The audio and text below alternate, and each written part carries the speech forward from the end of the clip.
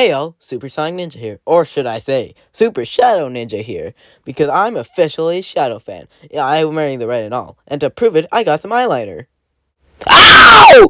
Oh my god, my freaking eye! The eyeliner is in my eye! Oh my god!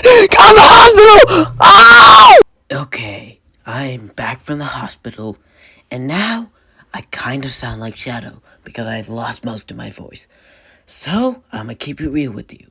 I probably will sound like this the whole video, and before we get into anything, here is your spoiler warning for Sonic and Shadow Generations. So if you're avoiding spoilers, click off the video.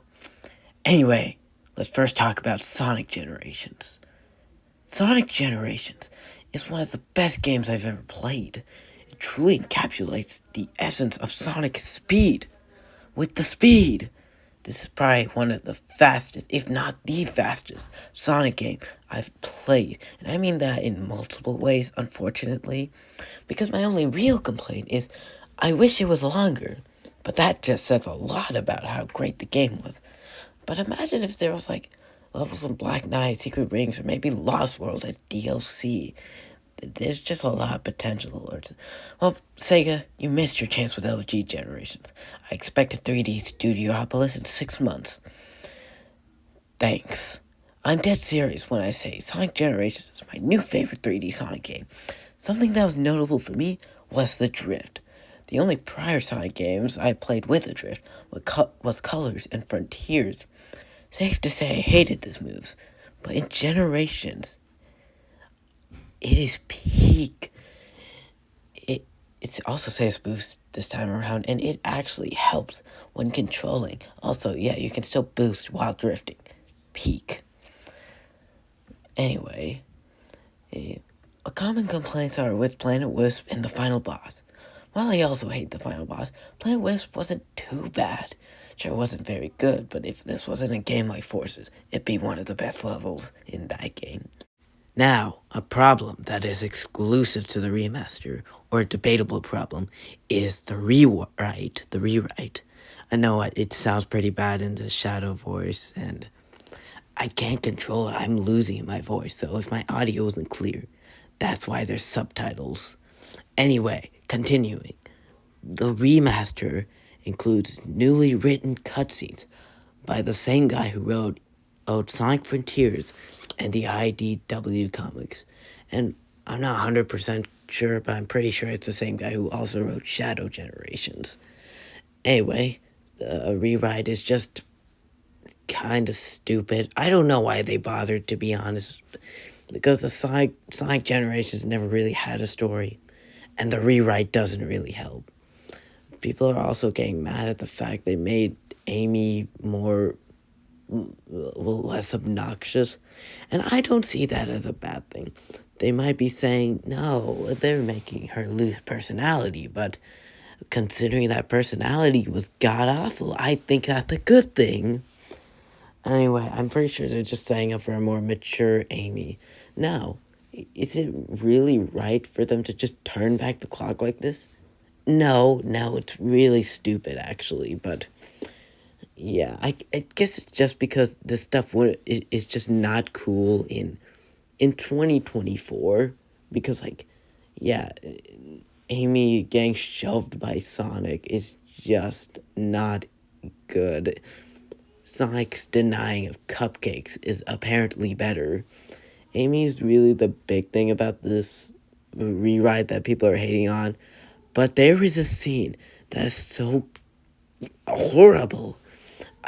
There's no reason they changed it. And if they changed it, they want to change the animation. Yes, is that meme the fucking classic Sonic eating Angel Island? That is the stupidest thing ever. Who let it happen? Honestly, I know they probably want to change the Knuckles voice to be more consistent, but I didn't notice there's a difference until it was pointed out to me. And even if they really did want to make the Knuckles actor consistent from Frontiers and Generations, then they could have just reset the line. Why did they change it to Where's My Island instead of fat shaming? But again, 2024, it's rude to fat shame people. Rubbish, said Thomas. You're too fat. You need exercise. Oh yeah, before I get too sidetracked, it's time for Shadow Generations. Shadow starts his journey in the space colony arc, where he meets Doomseye, goes to Radical Highway, goes back to the space colony, finds out about the Doom powers, goes to Rail Canyon, goes to Radical Highway, Kingdom Valley, then he gets to Sunset Heights, Radical Highway, then we go to Chaos Island, then we go to Radical Highway. Yeah, it was a pretty radical game, if I would say so myself. I mean, I'm gonna be real, I don't know why there was this much Radical Highway in the game. Like, I wouldn't even say it was that good in SA2. So why was it put in almost every level? I don't know. Anyway, the bosses.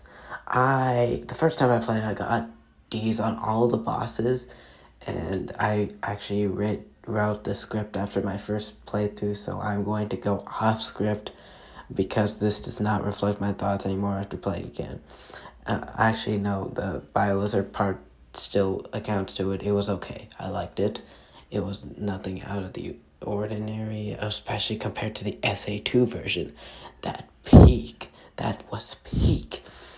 Now, I originally didn't like the Neo Metal fight, but the more I used the Doom Surf, the absolute peak. Kingdom Valley might be my favorite level, or Sunset Heights, but Kingdom Valley is the one with the Doom Surf really becoming a thing. And oh my gosh, that is my favorite Doom power. No doubt, the Doom Surf is so cool. Oh yeah, anyway, what was the other two bosses? Oh, Mephiles. I wish I could have liked this boss. I don't like the Morph. The Morph is just Spider-Man, but worse.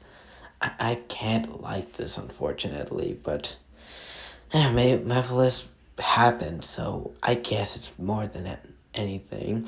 And then the final boss is pretty good. I like the All Hail Shadow remix. Anyways, time for my ratings, the zones. I didn't do this with Sonic Generations because I didn't care enough.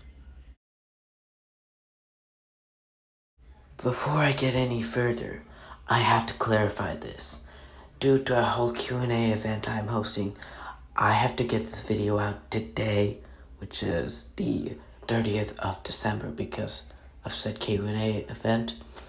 So because of that, not only will I be speeding through these rankings, I will be speed editing too. So no more cool picture-in-picture. It will just be the full thing. So, time to speedrun. Space Colony Arc, it was pretty good. I liked it. 8.5 out of 10. Space Colony Arc Act 2. I don't like the fact that there are 2D levels in the zone, but it was okay. 7 out of 10. Rail Canyon Act 1 was fun, I guess. 8 out of 10. Rail Canyon Act 2, 2D just doesn't work. 6 out of 10. Biolizard was okay. 7 out of 10. Kingdom Valley was one of my favorite 3D stages. 9 out of 10.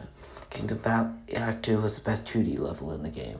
9.5 out of 10. Sunset Heights is probably my favorite level in the game, even though its Radical Highway section sucked as always. I love the Sunset Heights, so 10 out of 10.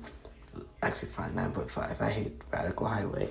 Sunset Heights Act 2, as much as I hate 2D, still 8 out of 10 because I liked it. Neo Metal Sonic is pretty good, actually. My old ranking was 6 out of 10, but now I'd say it's a 9. Chaos Island was a bit weird. I hated the squid, 6 out of 10. And Chaos Island Act 2 was just mediocre, but due to the soundtrack being so abysmal in this level, I had to turn it off midway in the level and change the music. 5.5 out of 10, worst level. Mephiles was boring, so 6 out of 10. Final boss was good. It felt a bit anticlimactic, but still 8 out of 10. And yeah, those are my full thoughts on Shadow Generations. Now, I feel like I will have some comments telling me that I might be a bit too brutal on this game. And now, if you wanted to call me a fake Shadow fan because I had valid criticism to a video game that I guess I was never really a Shadow fan to begin with, I'm taking off this eyeliner. Ah!